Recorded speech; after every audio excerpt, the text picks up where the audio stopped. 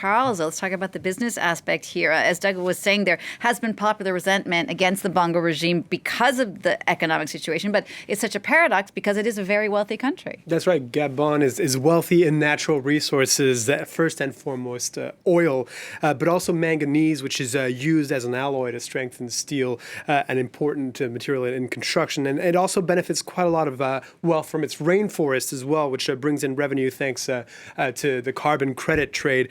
Let's have a look at some of those numbers. Gabon is an OPEC member. It's the fourth largest oil producer in sub-Saharan Africa, and it produces on average 200,000 barrels a day. The oil sector is by far the most important in the country. It represents over a third of the country's GDP and over 70% of its exports. And actually, if you add manganese to this, that's 98% of Gabon's exports. It's also the world's second largest producer of manganese. The country's economic growth has recovered from the pandemic, reaching 3% of growth this year.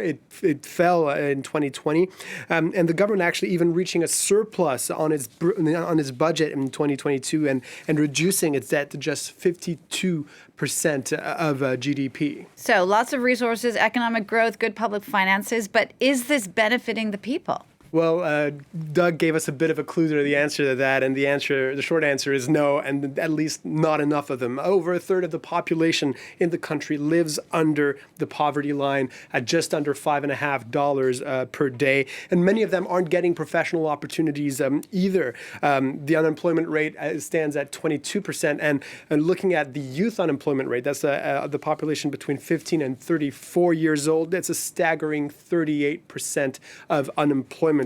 This is in part because foreign direct investment in the country is quite low. Some French companies get a lot of high-profile status here. Total Energy, Eramet, the mining company in France, have activities there. But actually, in 2019, the World Bank placed it 169th out of 190 in its doing business ranking. And the reason why foreign investors in general are cautious about working in Gabon has a lot to do with weak governance and high levels of corruption. The UN actually back in 2019 estimated that somewhere between 400 to 500 billion CFA francs is lost every year to graft. That's about 600 to 700 million euros that are lost in the country. And this doesn't just obviously contribute to a lack of foreign direct investment in the country. It also erodes public trust in institutions. Charles, thank you for that look at the economic situation there in Gabon, where that coup is currently underway.